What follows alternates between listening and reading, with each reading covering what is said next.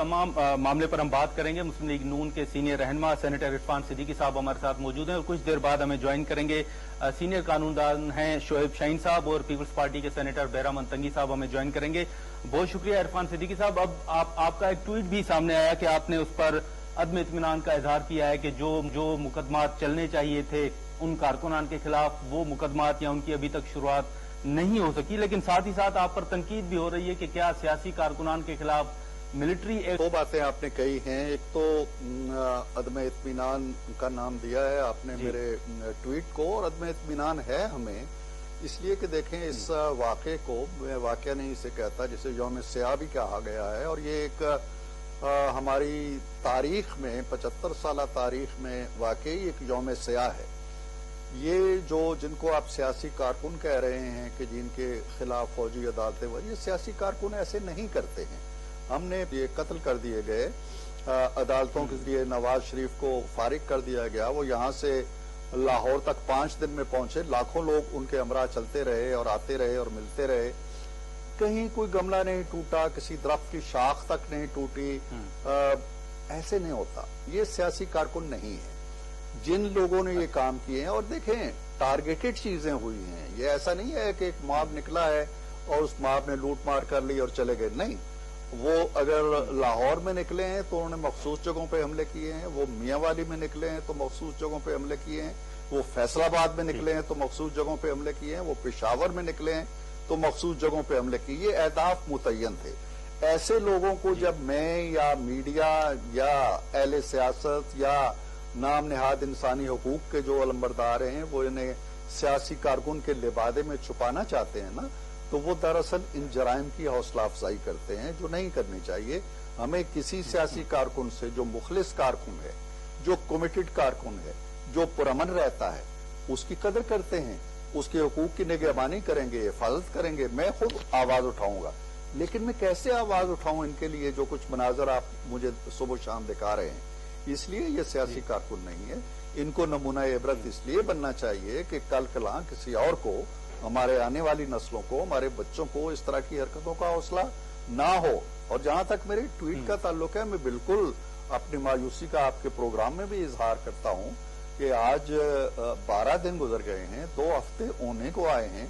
हमने अगर कुछ लोगों को पकड़ा है तो वो मेंटेनेंस ऑफ पब्लिक आर्डर के तहत, MPO के तहत पकड़ा, अदालतों में वो गए, उन्होंने छोड़ दिया कि जी जरूरत नहीं। तहफ़्फ़ुज़े अमने आमा तो एक बहुत मासूम सा कानून है जिसमें किसी को भी आप नजरबंद कर दें। ये तहफ़्फ़ुज़े अमने आमा वाले नहीं है, इन पे जराइम है, इन्होंने कमिट किए हैं। और फिर जब लेकिन इरफान सिद्दीकी साहब, फिर अगर ये कारकुनान निकले हैं तो ये भी तो एक बहस हो रही है ना कि इनको कहा किसने कि इन तनसीबात की तरफ वो जाएं। तो आप क्या देख रहे हैं कि इस मिलिट्री एक्ट के तहत अगर कार्रवाई शुरू होती है तो किस किस को आप देख रहे हैं कि मिलिट्री एक्ट की इस जद में जो है वो आ सकते हैं? यास्मीन राशिद साहिबा की जो वीडियो है वो भी आपके सामने है।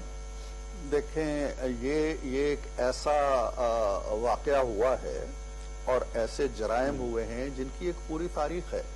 इसके कोई पसे दीवार छुपी हुई चीज नहीं है। कौन इंस्टिगेट करते रहे, किस किस ने ये लबो लहजा इख्तियार किया कि मैं मूंछों से पकड़ के तुम्हें उठाऊंगा और जेल में डालूंगा, किसने कहा कि ओ मजिस्ट्रेट तुम सुन रही हो, हम तुम्हारे खिलाफ भी एक्शन लेंगे, किसने कहा कि ओ IG मैं तुम्हें खुद पकड़ के सजा दूंगा, मैं तुम्हें खुद पकड़ के जेल में डालूंगा, किसने कहा सिविल नाफरमानी करो, किसने कहा कि हुंडी के जरिए पैसा भेजो, किसने बिजली के बिल जलाए, किसने TV पे हमला किया। ये पुरतशद्दुद वाक़या। ये तो खान साहब ने कहा था। नहीं, मैं आपको यही कह रहा हूं कि आपको पता है ना कि खान साहब ने कहा, मुझे भी पता है। और आपका तो सारा आप समझते हैं कि खान साहब भी मिलिट्री एक्ट के इज्जत में आ सकते हैं? मैं किसी के नाम को जानता ही नहीं हूं, मैं जराइम को जानता हूं। अच्छा, वो जुर्म इरफान सिद्दीकी ने किया है, नादिर गुरमानी ने किया है, इमरान खान ने किया है, किसी और ने किया है। अगर वो जुर्म है तो क्या किसी नाम से जुड़ा होने के बायस वो जुर्म नहीं रहता?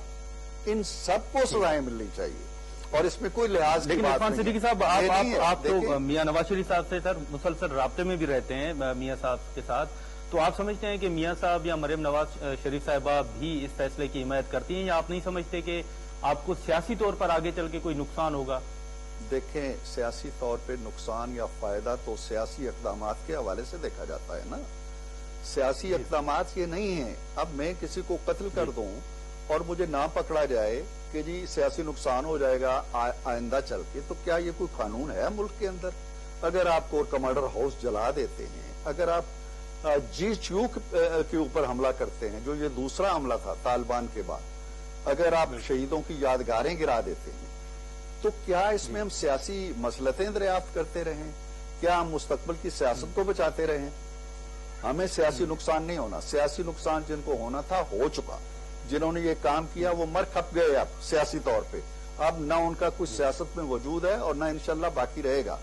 ये मामला, ये जो हदें होती हैं ना, परिंदे भी जब एक हद से ऊपर उड़ने की कोशिश करते हैं ना तो उनके पर झड़ने लगते हैं।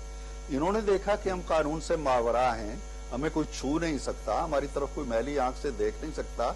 ये वो लोग हैं गोरमानी साहब जो एब्सकॉन्डर थे, इश्तिहारी थे PTV केस के अंदर, और टांग पे टांग रख के 2016 में हमारा पानामा का केस सुनते थे सुप्रीम कोर्ट के अंदर बैठ के, और इन्हें कोई नहीं कहता था कि तुम इश्तिहारी हो। इरफान सिद्दीकी साहब, यहाँ पर एक शॉर्ट ब्रेक लेते हैं और ब्रेक के बाद दोबारा यहीं से गुफ्तगू और जिस्मानी